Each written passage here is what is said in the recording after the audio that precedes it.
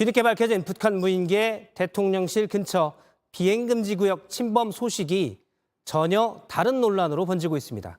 대책보다는 야당 의원이 어떻게 알았냐는 북한과의 내통설, 그리고 전임 문재인 정부와 현 윤석열 정부, 어디가 더 책임이 크냐는 책임 공방입니다. 먼저 김재현 기자입니다. 대통령실은 북한 무인기가 침범한 비행 금지 구역과 대통령 경호 구역은 다르다고 밝혔습니다. 윤석열 대통령에게 위협이 될 수 있는 데다 안보 구멍이 생긴 게 아니냐는 주장이 나오자 선을 그은 걸로 보입니다.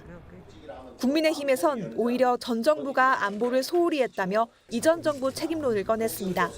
2017년 6월에 37일간이나 우리나라를 휘젓고 다녔습니다. 지난 문재인 정권은 침투 사실조차 파악을 하지 못하고 있었습니다. 특히 대통령실에선 비행 금지 구역 침범 가능성을 처음 주장한 민주당 김병주 의원을 향해 국방부와 합참도 모르는 정보를 어디서 입수했는지 의문을 품는다며 공세를 폈습니다. 그러자 국민의힘에서 북한과 내통했다는 주장까지 나왔습니다. 야당은 강하게 반발했습니다. 간첩이라고요?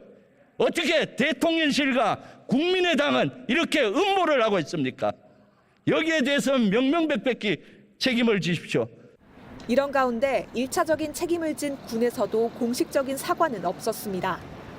군은 비행 금지 구역 침범 의혹에 대해 강하게 부인했지만 뒤늦게 사실로 드러나자 마지못해 인정하는 모습을 보였습니다.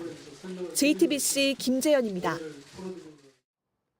처음 북한 무인기의 비행금지 구역 침범 가능성을 제기한 야당 의원은 군이 제기한 무인기 항적을 30분간 검토해보고 그 가능성을 봤다고 했습니다.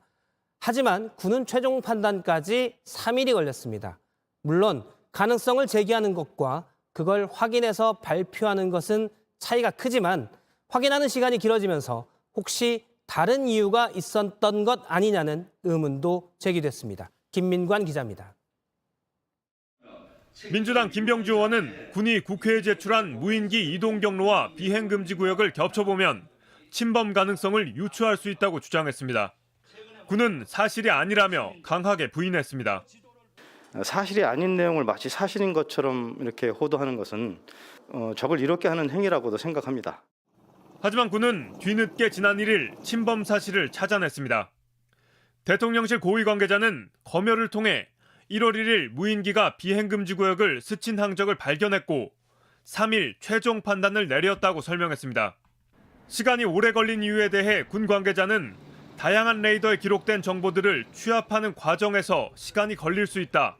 은폐는 없었다고 설명했습니다. 하지만 군 안팎에선 침범 여부를 분석하는 데 3일이나 걸리는 건 쉽게 이해하기 힘들다는 지적이 나옵니다.